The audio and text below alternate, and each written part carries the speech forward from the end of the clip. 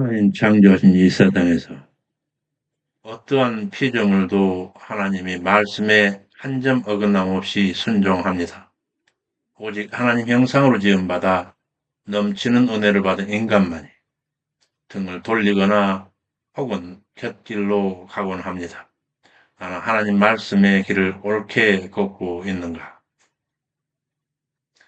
하나님께서 말씀으로 창조하신 이 아름다운 세계, 하나님의 말씀이 살아 역사하시는 미시오데이 하나님 성교의 이 장으로 우리를 부르십니다. 우리 하나님의 자비로우신 사랑이 항상 여러분과 함께 하시기를 축원합니다.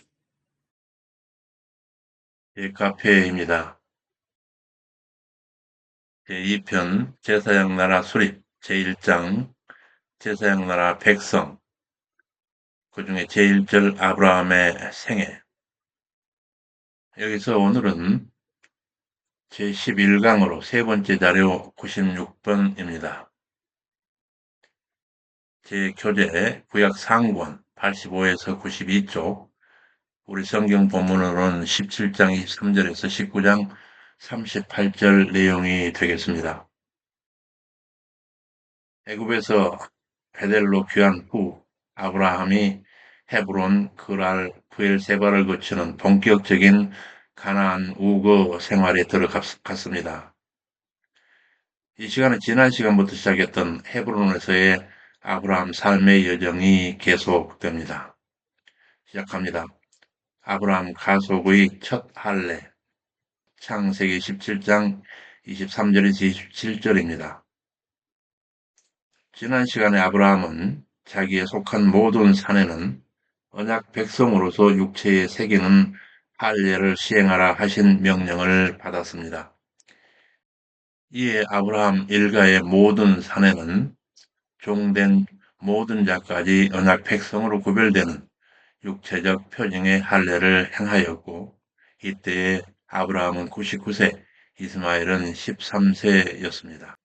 헤브론에 있는 마물의 상수리 나무에 현현하신 여호와 창세기 18장 1절에서 8절입니다. 여호와께서 마무리 상수리 숲을 근처에서 아브라함에게 나타나시니라. 오정 즈음에 장막문에 앉았다가 눈을 들어본즉 사람 셋이 맞은편에 섰는지라. 이를 보자 곧 장막문에서 달려나가 영접하여 몸을 굽혀. 이 모습은 아브라함이 정오쯤 자기 장막 앞에 앉아서 나른한 모습으로 잠깐 졸던 차에 불현듯 사람 셋이 자기 앞 저만큼에 서 있는 낌새를 깨닫고 황망히 자세를 취하는 아브라함의 모습입니다. 이에 대해서 각주 55, 56을 통해서 좀 살펴보고 넘어가겠습니다. 각주 55번 어느 날 여호와께서 두 천사와 함께 나그네 모습으로 아브라함을 찾아오셨습니다. 여기 눈을 들어본즉 세 사람이라고 하는 구절에는 시각에 관련된 세 표현이 나옵니다. 첫째, 이사 에나이우라고 하는 그는 먼저 눈을 들었다. 그리고 둘째, 야르 눈을 들었고 두 번째 행동이 그가 보았고 마지막은 힌네라고 하는 보라라고 하는 감탄사가 이어지는 이런 순서로 기록이 되어 있습니다. 이 전체를 직역하면 그리고 그가 눈을 들었다. 그리고 그가 보았다. 보라 세 사람이로다입니다. 여기서 세 번째 힘내 보라라고 하는 말은 앞의 두 보는 행위에 대한 결과로 어떤 대상을 발견한 놀라움을 반영하고 있는 표현입니다. 이처럼 아브라함이 감탄사 보라 힘내라고 하는 히브리어 보라로 묘사한 것은 첫 표현 이사 에나이우 그가 보았다에서 찾을 수 있습니다.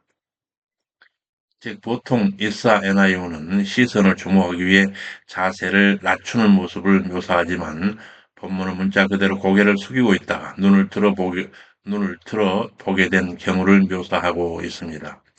곧 아브라함은 정오 햇빛을 피하여 장막 앞에 앉아 졸고 있던 중에 언뜻 눈을 들어 세 사람을 발견하고는 놀란 것으로 힘내라고 하는 감탄사로 그의 당황스러움을 묘사하고 있습니다. 이는 아브라함이 달려나가 영접하게 되는 이유를 대변하는데 사람이 오는 줄도 모르고 자기가 졸던 그 사실을 만회하려 함이었습니다. 한편 사람 셋이라 함은 사람 셋 이상 다른 존재를 여기지 못했던 까닭입니다. 이에 급히 나아가 몸을 굽힙니다. 이어지는 다음 각주 56번. 그의 몸을 굽히며 나가는 모습을 지객하면 그러자 그는 만나기 위해 급히 나갔다인데 아브라함의 나그네를 환영하며 서둘렀던 모습입니다. 손님을 맞는 고대 근동의 관습이기도 하지만 앞에서 말했듯 그들이 눈앞에 오기까지 알아채지 못하고 졸았던 미안한 마음에 평상보다 과장되게 그들을 맞은 모습입니다. 이처럼 땅에 몸을 엎드리는 인사는 귀한 방문자에게 최대의 예의를 갖춘 인사 방식이었습니다. 처음 보는 나그네에게 몸을 굽혀 영접하는 아브라함의 모습은 우리들의 이웃에 대한 자세를 깨닫게 합니다. 부지 중에 이웃에 선행하는 것은 세상에서 빛과 소금 역할을 해야 하는 성도의 행할 바입니다.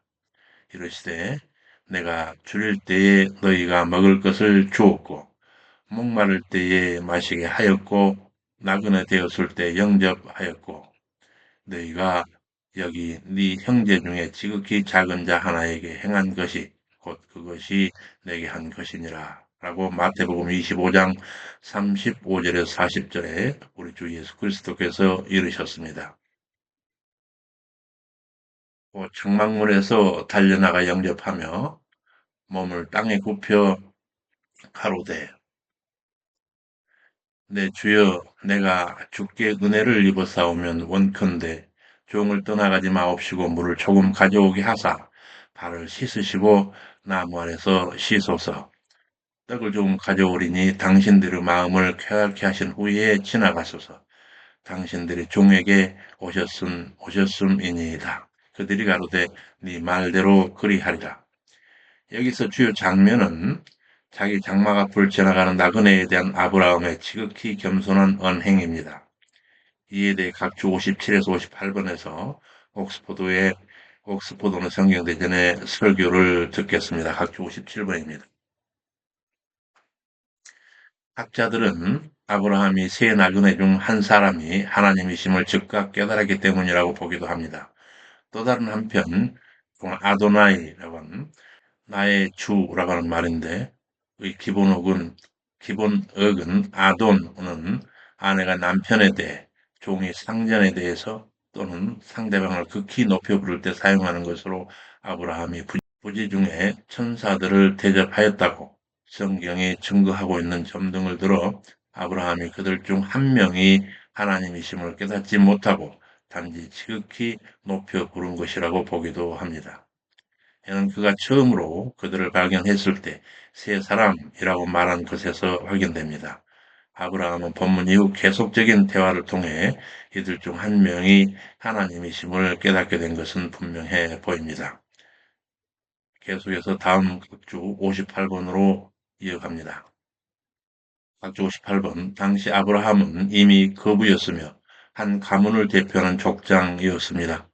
그런 그가 신분조차 모르는 나그네들 앞에 자신을 낮추어 종이라고 칭한 것은 당시의 관습이 아무리 나그네를 극진히 대접하는 사회였다고 해도 대단한 겸손이라 아니할 수 없습니다. 또한 여기에 오셨음이니이다라고 하는 아바라고 하는 히브리어는 바로 앞에서 지나가소서와 동일한 단어로 건너가다 통과하다는 뜻을 지녔습니다.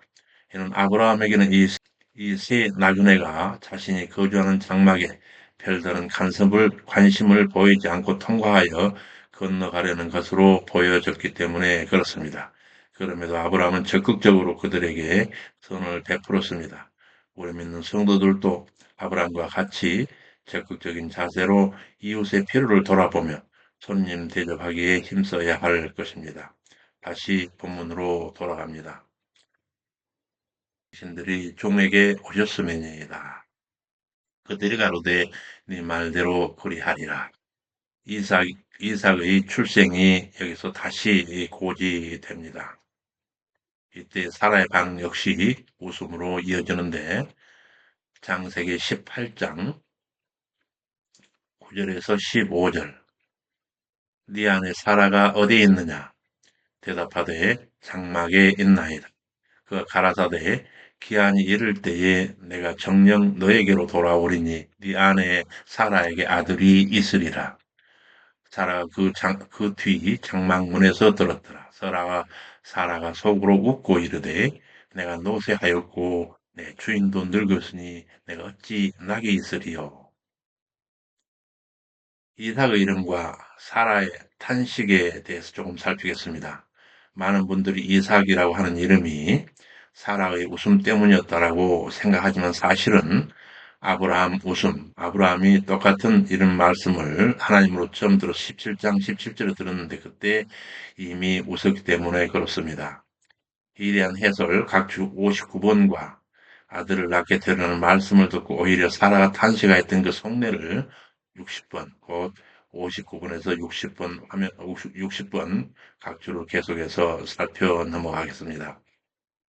이삭의 이름에 대해서 99번 이삭, 이츠학 이는 치하크라고 하는 웃다라고 하는 히브리어의 동사에서 나온 이름으로 이 이름은 사라의 웃음이 아니라 아브라함 웃음 때문에 주어진 이름입니다. 만약 사라로 말미암은 이름이었다면 이삭이 아니라 삼위직 여성으로 해서 티츠하크, 티삭이 되었을 것입니다. 이 등남 소식에 오히려 자주하는 사라의 그 모습, 이 말씀을 듣고 아들을 낳으라는 이 말씀을 듣고 그 소식에 오히려 자기 자신을 돌아보고 자주하는 슬픔에 빠지는 사라, 각주 60번에서 살피겠습니다. 사라에 대한 이 언급은 그녀의 근심이 무엇인지가 그녀의 그 자주하는 의심의 근거가 무엇인지 우리에게 보여주고 있습니다. 그녀의 웃음은 탄식의 일단으로 오랜 불임의 삶이 이제는 지푸라기조차 잡을 수 없게 되었습니다. 너무 나이가 들어서 이제는 지푸라기조차 잡을 수 없게 되었기 때문에 그렇습니다. 곧 희망의 상실, 곧 긍지의 상실이 그녀의 불신 저변에 깊게 깔려 있는 까닭입니다. 자신의 의심을 대놓고 밖으로 표현하지 않을 수 있는 그녀의 자기 절제와 그 이면의 슬픔이 웃음에 배어 있습니다. 하나님의 꾸지람 속에는 그녀의 아픔에 대한 위로와 자비하심이 깃들어 있는 부분입니다. 다시 이 본문으로 돌아갑니다. 사라가 속으로 웃고 이르되 내가 노쇠하였고 내 주인도 늙었으니 내게 어찌 낙이 있으리요. 여호와께서 아브라함에게 이르시되 왜 사라가 웃으며 이르기를 내가 늙었거늘 어떻게 아들을 낳으려 하느냐 여호와께 능치 못할 일이 있겠느냐 기한이 이를 때에 내가 내게 돌아오리니 사라에게 아들이 있으리라. 사라가 두려워 승인치 아니하여 가로되 내가 웃지 아니하였나이다. 가라사대 아니라 네가 웃었느니라. 속내를 감추고 있는 사라와 그에 대한 여호와의 반응이십니다. 각주 61번에서 옥스퍼드의 해설을 듣겠습니다. 이는 보통 사람들이 자신의 은밀한 생각이나 잘못 등이 드러날 때 당황하거나 두려워하여 자신을 보호하는 본능에서 비롯된 일반적인 반응이라 할 수 있습니다. 뿐만 아니라 사라는 자신과 대화하고 있는 상대방의 정체가 사람 이상일 것이라는 순간적 판단과 아울러 자신의 속생각까지도 알고 있는 상대방의 능력에 대한 두려움 때문에 더욱 강하게 거짓말을 하고 있는 듯 보입니다. 다시 본문. 이어 나그네들이 방문 목적을 밝힙니다. 소돔과 고모라의 심판, 죄악의 성, 소돔 심판 예고, 창세기 18장 16절에서 21절입니다. 그 사람들이 거기서 일어나 소돔을 향하고 아브라함은 그들을 전송하려 함께 나가니라. 나의 하는 것을 아브라함에게 어찌 숨기겠느냐? 아브라함은 강대한 나라가 되고 천하 만민은 그를 인하여 복을 받게 될 것이 아니냐. 내가 그로 그 자식과 그 권속에게 명하여 여호와의 도를 지켜 의와 공도를 행하게 하려고 그를 택하였나니. 여기서 도와 의와 공도에 대하여 옥스퍼드 해설을 듣겠습니다. 각주 62번입니다.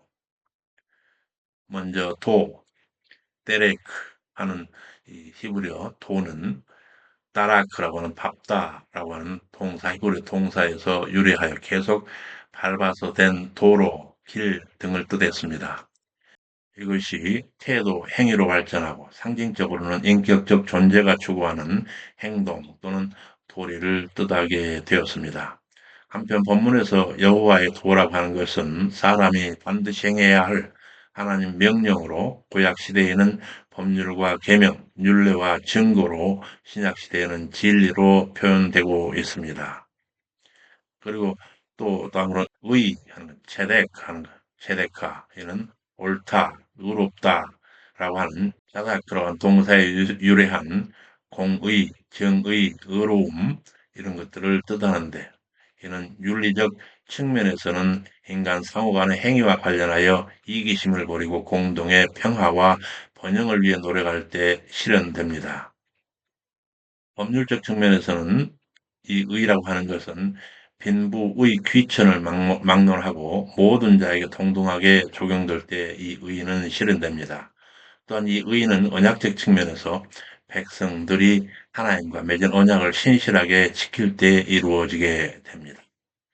그러고 나서 하나님의 공도라고 하니 공도는 미시파처는 이 심판하다, 다스리다 라고 하는 말을 다스리다를 뜻하는 샤파트에서 유래한 샤파트라고 하는 동사에서 유래한 판단, 재판을 뜻하며 나아가 모든 판단의 근본적 근거가 되는 하나님의 공의를 뜻하는 말로 주로 사용되었습니다. 미시파트는 하나님 속성 가운데 하나이지만 여기서는 하나님의 절대 공의로우신 속성에 근거하여 인간이 마땅히 행해야 할 바른 판단과 다스림이란 의미로 쓰였습니다.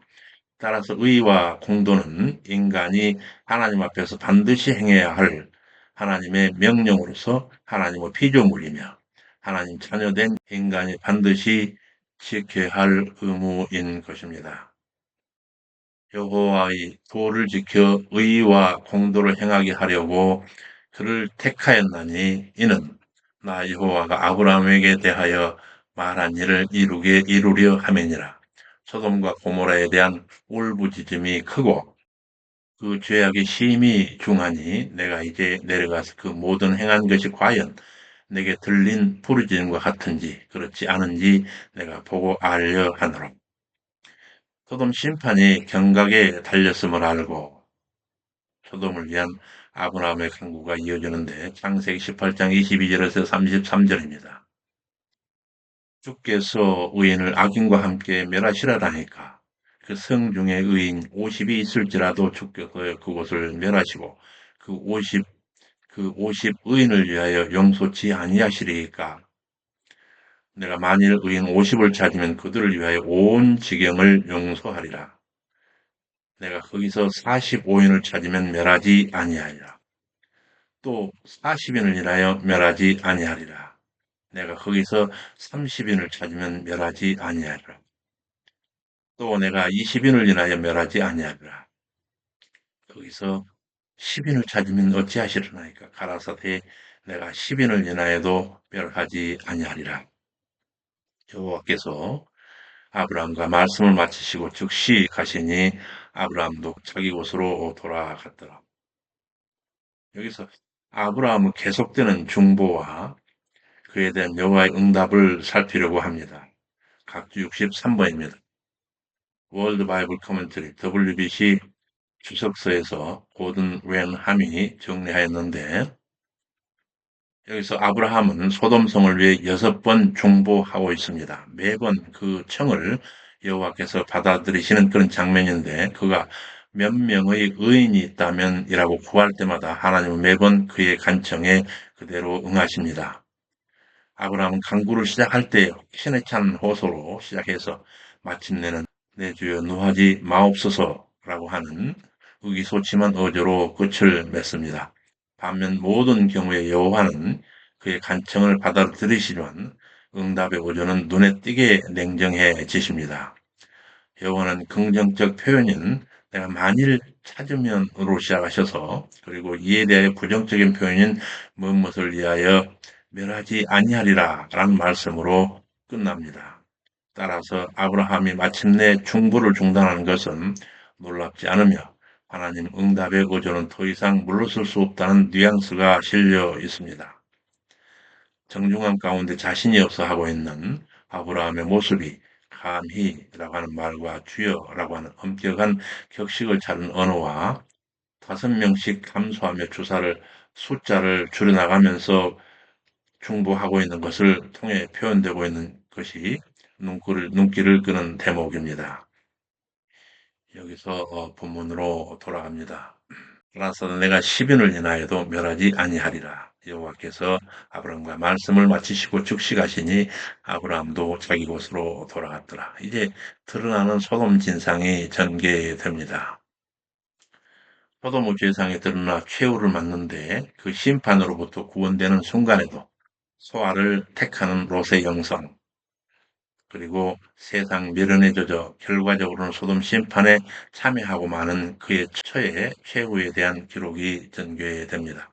창세기 19장 1절에서 22절 저물 때에 그 두 천사가 소돔에 이르니 마침 롯이 소돔 성문에 앉았다가 보고 일어나 영접하고 엎드려 절하여 내 주여 종의 집에 들어와 발을 씻고 주무시고 일찍 일어나 갈 길을 가소서. 그들이 아니라 우리가 길거리에서 경야하리라. 여기에서 소돔성의 성문에 앉아 있게 된 롯의 정황과 나그네를 대하는 그의 자세를 여기서 우선 살피고 넘어가겠습니다. 각주 64에서 65보입니다. 마침 롯이 성문에 앉았다라고 하는 그 부분, 그걸 직역하면 그 원문, 히브리 원문을 직역하면 성문에 계속 앉아 있다가입니다. 이는 천사들이 올 때 마침 그가 거기 앉아 있었던 것이 아니고 늘 하던 대로 그곳에 앉아 있었다라고 하는 의미입니다. 이것은 롯의 신분과 직업을 함축하고 있는 말인데 고대 근동의 성문은 헬라에 있어서 아고라, 광장이죠. 광장은 아고라 또는 로마에서는 포rum이라고 하는 말처럼 일종의 사교장으로 광고, 고용, 재판, 상거래, 계약 체결 등이 이루어지는 그런 장소였습니다. 광장으로 말하기도 하죠. 롯이 성문에 앉았다가 곧 머물렀다가 라고 하는 말은 그가 지도층 인사로서 재판이나 거민들의 영향을 주는 일을 하고 있었던 것으로 추측하게 합니다. 이어지는 각주 65번 나그네에 대한 롯의 태도가 이게 극진했다 하는 것이 드러납니다. 물론 이런 모습은 당시 고대 근동인들의 일반적인 풍습이며 기본적인 예의이기도 했겠지만 성문에 앉아있는 자가 롯뿐만이 아니었을 텐데 극도로 쇠락타락에 가던 소돔성 사람들과는 달리 롯에게는 나그네에 대한 관심과 신앙의 경건성이 아직 남아있었음을 보여주고 있습니다. 한편 도움이 필요한 자에게 도움을 주는 일은 오늘날 우리들도 힘써야 합니다. 그리스도께서 우리에게 이르시되 너희가 여기 내 형제 중에 지극히 작은 자 하나에게 한 것이 곧 내게 한 것이니라. 그래서 본문으로 돌아갑니다. 주여 종의 집에 들어와 발을 씻고 주무시고 일찍이 일어나 갈 길을 가소서. 그들이 아니라 우리가 거리에서 경야하리라. 롯이 간청함에 집으로 돌아오는지라. 소돔 백성들이 물은 노소하고 사방에서 모여 그 집을 에워싸고 롯에게 이르되 이 저녁에 온 사람이 어디 있느냐 끌어내라 우리가 상관하리라. 롯이 문 밖의 무리에게 나가 뒤로 문을 닫고 내 형제들아 이런 악을 행치 말라. 내게 남자를 가까이 아니한 두 딸이 있노라. 그들을 이끌어내리니 너희 좋은 대로 하고 이 사람들은 내 집에 왔은즉 아무 일도 하지 말라. 나무 짓도 하지 말라.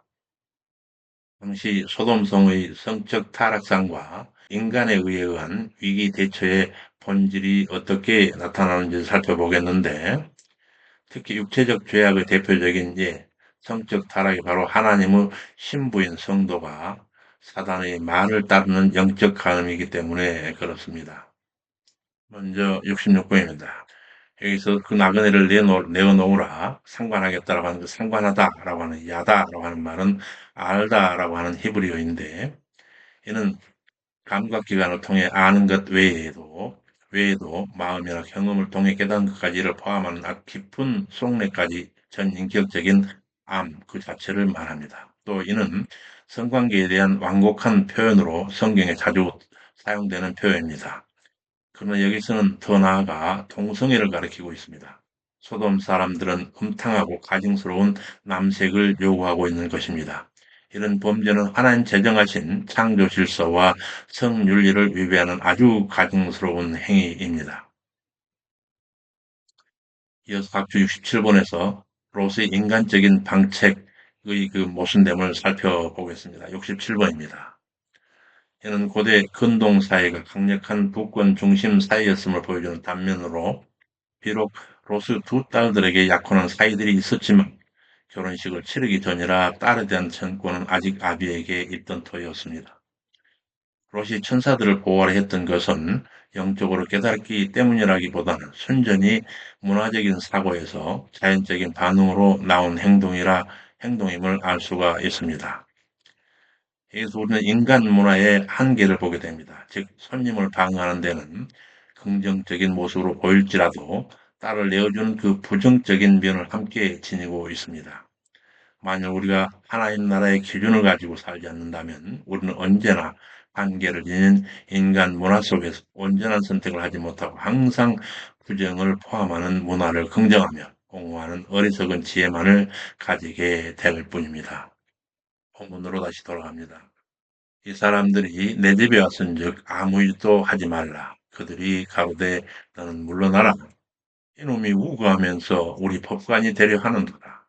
그들보다 너를 더 헤아리라 하고 놋을 밀치며 문을 깨려 하며, 그 사람들이 손을 내밀어 놋을 집에 끌어들이고 문을 닫으며 문밖 무리로 물은 대소하고 그 눈을 어둡게 하니 그들이 문을 찾느라 곤비하였더라. 롯이 법관 행세를 한다면서 격분하여 죽이려 하는 그 무리들의 눈을 어둡게 한 일에 대해서 각주 68, 69를 통해서 살펴보겠습니다. 먼저 법관 행세에 격분한 성민들에 관해서 각주 68번입니다. 이는 소돔성에서 롯이 행했던 일이 재판하는 일이었음을 시사해주는 문구입니다. 이는 성문에서 재판한 일을 했으면 했지 집에까지 와서 네가 우리를 재판을 하느냐 하는 그런 뉘앙스를 가지고 있습니다. 이제 저는 다음 각주 69번에서 무리의 눈을 어둡게 한 그 사역에 대해서 보겠습니다. 69번입니다.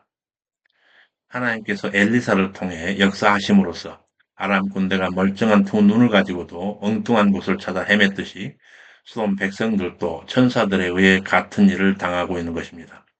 한편 고대 근동에서는 도둑질이나 강도질 혹은 위조죄를 범했을 경우 그 죄를 범한 신체에 부임한 손이나 발을 자르는 형벌이 가해졌습니다. 그런데 간음한 죄의 경우에는 눈을 상하게 하였습니다. 여기서 본문으로 돌아가겠습니다. 그들이 문을 찾느라 곤비하였더라. 이제 롯 가족의 소돔 탈출이 전개되겠는데 창세기 19장 12절에서 22절입니다. 그 사람들이 롯에게 이 외에 속한 자가 또 있느냐? 네 사이나 자녀나 성중에 속한 자들은 다 성 밖으로 이끌어내라. 그들에게 대하여 부르짖음이 여호와 앞에 크므로 여호와께서 우리로 이곳을 멸하러 보내셨나니 우리가 멸하리라. 롯이 나가서 그 딸들과 정원한 사이들에게 고하되 여호와께서 이 성을 멸하실 터이니 너희는 일어나 이곳에 떠나라 하되 그들이 농담으로 여겼더라. 롯이 지체함에 그 사람들이 롯과 그 아내와 두 딸의 손을 잡아 성 밖에 두니 여호와께서 그에게 인자를 더하심이었더라. 그 사람들이 그들을 밖으로 끌어낸 후에 이르되 도망하여 생명을 보존하라. 돌아보거나 들에 머무르거나 하지 말고 산으로 도망하여 멸망함을 면하. 이에 롯이 보소서 저 성은 도망을 가깝고 작기도 하오니 나로 그것으로 도망가고서 하소서라고 하고 있는데 산으로 도망하라는 이 말씀에도 도망하기 가깝고 작은 성으로 가고 싶다라고 하는 롯의 영성이 드러나고 있는데 각주 70번에서 옥스포드 해설을 듣겠습니다. 각주 70번 롯은 산으로만큼은 가지 않으려고 두 사자에게 자기 생각을 말하고 있는 장면입니다. 즉 작다는 것을 부각시켜서 자기 제안이 어떤 욕심이 아님을 드러냄과 동시에 최소한 새로운 삶의 터전이 신이 아닌 들이 되게 하려는 속셈을 가지고 있는 부분입니다. 롯은 도망가라는 제안은 받아들일 테니 나에게도 기회를 조금 달라 하는 그런 요청인 것입니다. 참으로 하나님의 심판이 얼마나 무서운 것인지 아직 모르는 한 인간의 어리석은 제안입니다. 결국 그는 소돔의 괴물을 통해 그 심판의 무서움을 경험하고 나서야 비로소 산으로 향하게 됩니다. 하나님께서 우리에게 제시하신 구원의 길은 최선이며 유일한 것일 뿐더러 결코 타협의 대상이 될 수 없는 것입니다. 오늘날 사람들이나 심지어 성도들도 하나님 심판의 생생함을 경험하지 못했기 때문에 구원의 길을 왜곡하고 하나님과 타협하려고 하지만 결국 심판이 임할 때는 하나님께 제시하신 길 외에는 그 어떤 다른 길도 없음을 알게 될 것입니다. 성도들은 그러기 전에 그리스도를 통한 생명의 길을 벗어나지 말아야 할 것이며 계속 하나님 약속과 경고를 마음에 새기며 구원의 길로 달려가야 할 것입니다. 여성은 도망이 가깝고 작기도 하오니 나로 그곳에 도망하게 하소서. 내가 이 일에도 네 소원을 들었은즉 너의 말하는 성은 멸하지 아니하리니 그리로 속히 도망하라. 네가 거기 이르기까지는 내가 아무 일도 행할 수 없노라 하였더라.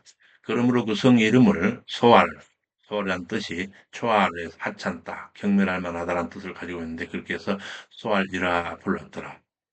이제 소돔 성과 고모라 성의 최후를 맞이합니다. 창세기 19장 23절 29절 내용입니다. 롯이 소알에 들어갈 때 해가 돋았더라. 하늘 곧 여호와께로서 유황과 불을 비같이 소돔과 고모라에 내리사 그 성들과 온 들과 성에 거하는 모든 백성과 땅에 난 것을 다 엎어 멸하셨더라. 롯의 아내가 뒤돌아본 고로 소금 기둥이 태웠더라. 여기에서 소돔과 고모라 성이 최후를 맞을 때 롯의 가족이 겪던 상황에 대하여서 각주 71번, 72번을 통해 옥스퍼드 해설로 살펴보고 넘어가겠습니다. 금세 경랑의 소돔에서 롯 가족이 빠져나와 수알생의 이름에 어느새 동틀 무렵이 되었습니다. 주 71번입니다. 이날 떠오른 그 태양은 롯과 그 가족을 제외한 그 땅, 곧 소돔성에 살던 사람들에게는 두 번 다시 볼 수 없는 태양이었다는 여운을 담고 있습니다. 이는 롯의 가족에 대한 하나님의 사랑을 문학적인 기교를 사용해 다시 한번 확인하는 역할을 하고 있는데 한편 롯이 소돔을 떠날 때는 동이틀 무렵이었는데 떠나는 그 과정 중에 지체했음에도 불구하고 소알에 들어갈 때 해가 떠오르는 아침이었다는 점은 소돔과 소알 사이 거리가 매우 가까웠음을 시사하고 있습니다. 이어서 각주 72번 하나님은 심판을 피하여 도망하는 롯과 그 가족 중에 함께 있던 가족들과 달리 유독 롯의 아내만큼은 소돔 기둥이 되어 버렸습니다. 이처럼 불순종한 자만 징계하셨다는 사실을 통해서 하나님의 심판과 그 구원은 개인별로 엄격하게 적용된다고 하는 사실을 우리에게 전해주고 있습니다. 본문으로 돌아가겠습니다. 롯의 아내가 뒤돌아본 고로 소돔 기둥이 되었더라. 아브라함이 그 아침에 일찍이 일어나 여호와 앞에 섰던 곳에 이르러 소돔과 고모라와 그 온 들을 향하여 눈을 들어 옹기점 연기같이 치밀음을 보았더라. 하나님이 하나님이 들의 성들을 멸하실 때, 곧 롯의 거하는 성을 엎으실 때에 아브라함을 생각하시고 생각하사 롯을 그 엎으시는 중에 내어 보내셨더라. 소돔성에 대한 심판을 미리 들은 아브라함은 밤새 조카 롯에 대한 걱정으로 엎치락 뒤치락 하다가 여명이 밝아오자 즉시 어제 해질녘 나그네들을 배웅하였던 바로 그곳으로 나아가 봅니다. 이에 대한 옥스포드 해설을 듣고 넘어가겠습니다. 각주 73에서 74번입니다. 먼저 각주 73. 아브라함은 소돔성이 심판으로 멸망하던 그날 아침에 하나님과 직접 대화를 나누었으며 소돔성의 멸망을 막기 위해 간절한 마음으로 거듭 간청했던 바로 그 성읍이 어떻게 되었는지를 확인하고 조카 롯에 대한 염려 때문에 날이 밝자마자 이곳에 왔을 것입니다. 아브라함의 염려를 살피신 하나님에 대해서 다음 각주 74번. 하나님께서 아브라함의 간절한 기도를 마음에 두시고 소돔을 심판하시는 중에도 롯과 그 가족을 구하셨음을 시사하는 말씀입니다. 본문에서 하나님의 칭호로 엘로힘이 쓰인 것은 심판의 주체가 전능하신 하나님이시며 또한 롯이 구원을 받은 것도 그의 어떠한 의로운 행위 때문이 아니라 전적으로 아브라함의 중보에 근거한 하나님의 주권적 의지였음을 보여주고 있습니다. 이 본문을 통해 우리는 다른 사람을 위한 기도의 위대성과 진노 가운데서도 하나님의 종의 기도를 들으시고 택한 자를 잊지 않으시는 하나님의 긍휼을 발견하게 됩니다. 이제 롯의 부끄러운 후예들 베델에서 삼촌 아브라함에게 선택권을 부여받자 눈에 에덴같이 보이던 소돔을 선택했던 롯의 궁극적 결말에 대한 이야기입니다. 롯의 부끄러운 후예들, 모압과 암몬 자손의 기원에 관한 얘기입니다. 창세기 19장 30절에서 38절 내용입니다. 롯이 소알에 거하기를 두려워하며 두 딸과 함께 소알에서 나와 산에 올라 그 두 딸과 함께 굴에 거하게 됩니다. 소돔성을 빠져나오던 중에 롯의 그 소청에 의해서 소알성에 잠깐 그 살게 되었는데 그 잠깐 지내는 중에 소알성에서 그 소돔성이 망해가는 꼴을 보고 느꼈던 두려움과 그 양상이 더 이상 거기에 살지 못하고 산으로 결국은 도망가게 만든다. 다시 산으로 옮겨간 그 배경 설명인데 보겠습니다. 각주 75, 76번을 통해서 보겠습니다. 소알에서 나와 그 두 딸과 함께 굴에 거하게 되는데 그와 같은 롯의 영성은 각주 75번 멀지 않은 곳에서 소돔과 고모라에 내린 하나님의 불심판과 특히 아내가 하나님 명령을 어기고 뒤를 돌아보다가 소금 기둥이 된 일에 몹시 두려워 그 또한 무슨 화가 미칠지 모른다는 두려움에 잡혔음을 보이는 장면입니다. 이는 롯의 연약한 믿음을 뜻합니다. 그는 소돔과 고모라의 불심판에서 보호받았습니다. 하나님께서는 그를 보호하기 위하여 두 천사를 보내주셨으며 이 천사들은 친히 그들의 손을 잡고 멸망의 자리로 이끌어 내었습니다. 이런 놀라운 역사를 경험한 롯은 하나님 구원의 은혜에 감사하며 하나님을 더욱 의지하는 확고한 신앙을 가져야 했음에도 불구하고 오히려 두려워 떨며 소극적 태도를 벗어나지 못하고 있습니다. 이런 롯의 불신앙적인 태도는 후에 두 딸에게도 영향을 미쳐서 큰 진상과의 죄악을 범하게 되고 맙니다. 이어지는 각주 76번 소돔으로도 간신히 구원을 받은 롯과 그의 가족이 자신들이 피신해 있는 소알까지 그 화가 미칠 것이 걱정되어서 다시 모압산에 한 굴로 피신합니다. 도망한 그곳은 처음에 피신하라고 명령하셨던 장소였는데 롯은 이전에 자기 판단에 따라 불순종하였습니다. 그러나 결국은 하나님의 명령대로 되었다는 사실은 역사의 진행이 인간의 불순종에도 불구하고 계속해서 역사의 주관자 하나님의 뜻대로 이루어짐을 보여주고 있습니다. 이르시되 가로되 우리 열조의 하나님 여호와여 주의 손에 권세와 능력이 있사오니 능히 막을 사람이 없나이다. 역대하 20장 6절 말씀입니다. 이제 본문으로 돌아가겠습니다. 두 딸과 함께 소알에서 나와 산에 올라 그 두 딸과 함께 굴에 거하게 되는데 그와 같은 롯의 영성은 결국 후대에도 계속하여 회자되는 부끄러운 기사를 남기게 되었습니다. 곧 그 두 딸이 합심하여 아비를 술에 취하게 하고는 차례로 동침하여 큰 딸은 모압을 낳아 오늘날 모압 족속의 조상이 되었고 작은 딸은 베나미를 낳아 암몬 족속의 조상이 되었습니다. 여기서 모압 족속과 에돔 족속의 유래에 대한 해설을 살펴보겠습니다. 각주 77, 78번입니다. 먼저 모압은 아버지라고 아부의 전치사 뭐뭐로부터라고 하는 민이 붙은 복합어로 아버지로부터 또는 아버지로 말미암아라고 하는 뜻을 지니고 있습니다. 70연경에서는 이를 나의 아버지로부터 태어난이라고 번역하고 있습니다. 이를 조상으로 한 모압 족속은 이름 그대로 롯이 범한 근친상간 수치를 후대에 계속 전하고 있으며 이들은 구속사 후 주역인 이스라엘 민족의 적대 민족이 되었습니다. 이름 속에 종족을 유지하여 오히려 다양스러워하는 타락한 윤리관이 곁들여 있습니다. 그들은 원래 동북편 야복강과 아르논 사이에 거하였지만 암몬 자손에게 밀려 아르논 남쪽까지 옮겨 살았습니다. 섬기는 신은 크모스였습니다. 이어 각주 78번입니다.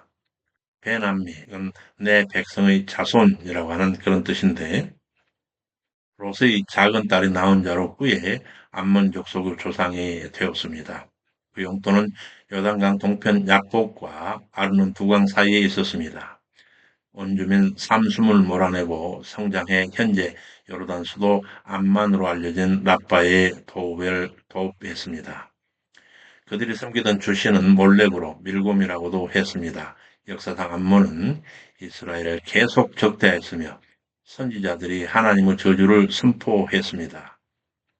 결국 암몬은 하나님의 복을 누리는 대신 언약 백성을 향한 그들의 적대적인 태도로 하나님의 저주를 자초하게 되었습니다. 여기까지 해서 제2편 제사장나라 수립 제1장 제사장나라 백성에서 제1절 아브라함의 생애의 세 번째 자료였던 헤브론에서로부터 하는 아브라함 얘기였습니다.